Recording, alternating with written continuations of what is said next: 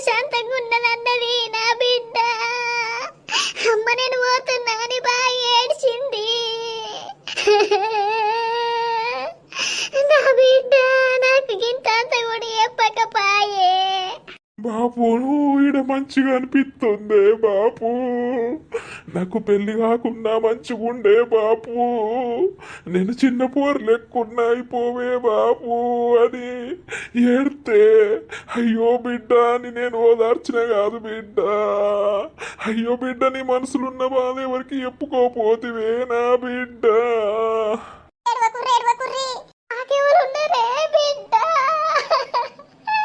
ఉండదానివే ఒక్కదాని అదే బిడ్డ. ఎన్ని కట్టాలన్నావో నా బిడ్డ. నిన్ను మేమెట్లా చూద్దుమే నా బిడ్డ. నా దగ్గర ఉన్న బతికిపోదు కావచ్చే నా బిడ్డ. బిడ్డల ప్రేమ అది వేరుంటది. కొడుకులు పాడుగాను, కొడుకులు తల్లిదండ్రి మీద కొట్టుకోరు గాని బిడ్డలు అమ్మ నాన్న అని పాన వెళ్ళ కొట్టుకుంటారు. అవ్వలాలా అయ్యలాలా నా బిడ్డ దగ్గరికి నన్ను తోలుకపోర్రి. నా బిడ్డను కళ్ళు నిండా చూడాలి నేను.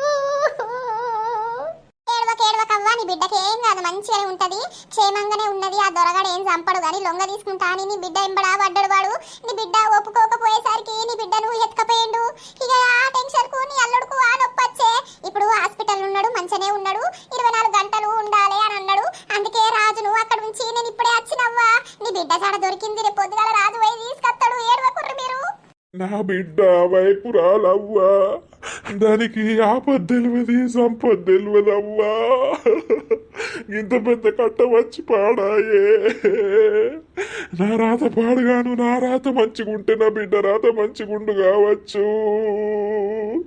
ఉన్నదే ఒక్కదాని రాత గిట్లయిపాయే.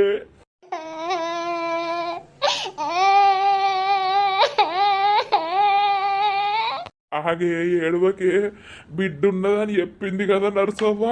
రేపు పొద్దుగాల మనం పోదామే బిడ్డ దగ్గరికి.